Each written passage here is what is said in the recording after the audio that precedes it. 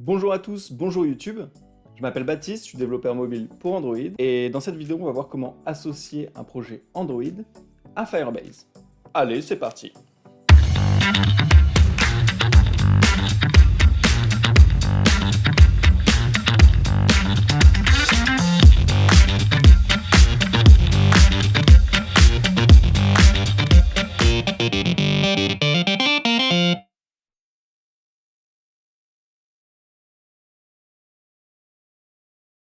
Voilà, avant de démarrer un peu sur la technique, vous avez cliqué sur cette vidéo parce que peut-être vous en savez déjà un peu sur Firebase, mais je vais quand même expliquer 2-3 choses. Firebase, c'est une solution de produits et d'outils utilisable à la fois pour Android, pour iOS et pour le web, et qui va permettre de faire plusieurs choses.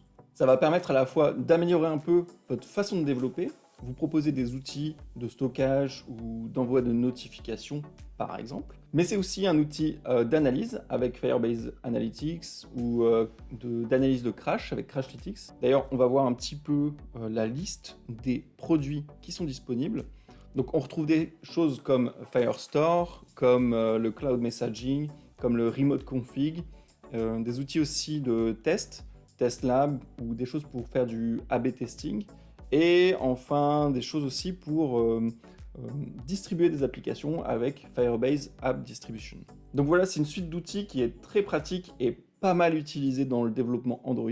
Et pour utiliser Firebase, Google propose deux plans. Un plan qui est appelé Spark où il n'y a pas de frais qui est engagé, et un plan qui est appelé Blaze où là on va pouvoir payer en fonction des outils qu'on utilise et de certains quotas. Plus on va utiliser quelque chose, par exemple au niveau du stockage, plus on va devoir payer. Mais on peut aussi l'utiliser en Spark, donc sans payer, avec déjà des quotas qui sont tout à fait raisonnables. Donc nous, on va partir sur un plan Spark, c'est celui qui est par défaut. De toute façon, c'est pour nous pour l'instant, et on va voir comment ça marche. Alors pour démarrer, je vais aller sur l'URL suivante, console.firebase.google.com. Là, je retrouve les différents projets Firebase que j'ai. Pour l'instant, aucun, et il y a un bouton pour ajouter un projet. Je vais saisir le nom du projet, à savoir Super App Dev. Voilà, sans les parenthèses, ça passe, et je continue. Enfin, il m'est proposé d'activer Google Analytics pour Firebase. C'est une option qui permet de lier des comptes entre les outils. Ça peut être fait après, donc je passe et je continue pour créer le projet. Voilà, en quelques clics c'est fait et le projet va être créé en moins de 30 secondes. Ok, là j'arrive sur l'interface d'administration Firebase. Alors je vois que je suis bien sur la formule Spark. Et dans le volet latéral, j'ai bien accès aux différents outils dans les sections Créer, Publier et Surveiller, Analytics et Engager. Et via l'icône de roue crantée, je vais pouvoir paramétrer mon projet. Ici, il y a toutes les sections d'accès et de sécurité.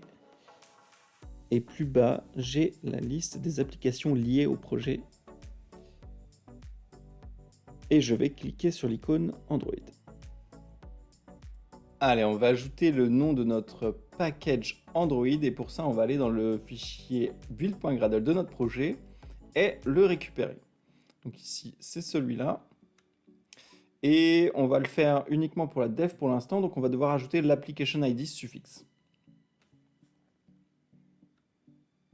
Et on spécifiera aussi pour le debug et pour la release. On a un autre application ID suffixe. De retour dans la console, on met le premier nom de package. Ensuite, on indique le pseudo de notre application. Ici, on va mettre app super dev. On va commencer par release.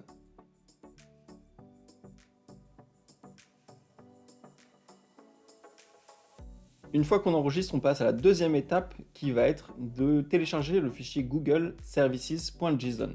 C'est le fichier qui va permettre au runtime d'associer notre projet Android au projet Firebase. Donc on le télécharge et je vais vous montrer où est-ce qu'il faut le mettre. Donc on va ouvrir l'explorateur de fichiers.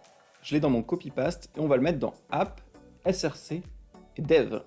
Il suffit de le coller là.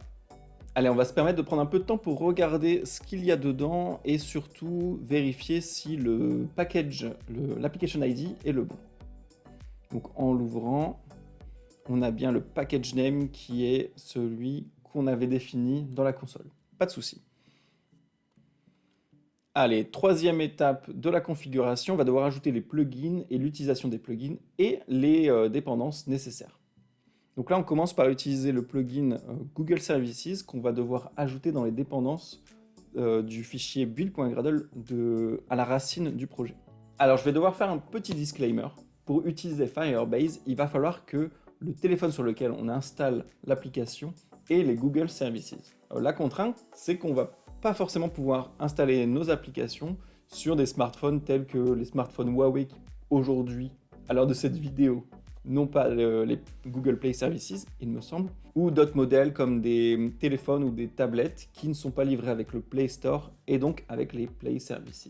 Donc une fois que c'est ajouté, tout est OK au niveau du build.gradle principal. Et là, après, on va ajouter l'utilisation du plugin des Google Services. Donc dans le fichier build.gradle de l'app, voilà, on va le mettre au bon formalisme. Et on va ajouter les dépendances, donc le fichier BOM et une dépendance en général par outil. Le fichier BOM, il va permettre d'utiliser une seule version. Ici, c'est la 29.1.0 et c'est elle qui va ensuite rapatrier les bonnes versions pour les librairies des dépendances. Ici, on a mis Firebase Analytics, c'est celui qui est proposé par défaut. C'est parfait. Moi, j'aime bien utiliser Crashlytics. Crashlytics, c'est vraiment un bon outil, mais Analytics, c'est déjà bien. Et ensuite, on passe à la dernière étape. Et ben voilà, la dernière étape, c'est que c'est terminé. On a accès à la console. Et dans la console, dans les paramètres, on va voir qu'on a déjà notre application App Super Dev Release avec l'application ID qui est là. Tout est OK. Le nom du package. Voilà, c'est parfait. Donc l'application ID, c'est celui de Firebase et le nom du package, c'est celui de notre application. Et on va en profiter pour ajouter une autre application Android qui va être la même, mais en debug. Voilà, tout simplement. Et donc, je vais faire le même processus. Je vais vous passer un peu les détails. C'est juste que... Non, je vais le faire. Allez, je vais le faire.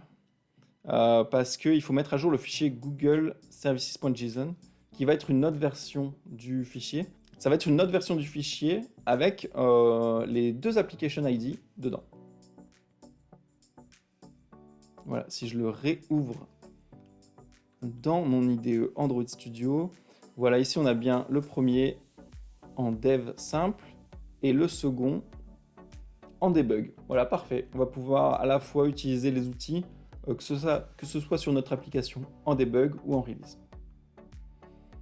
Voilà, on va faire suivant, suivant, accéder à la console. Et voilà, dans notre liste d'applications, on a les deux.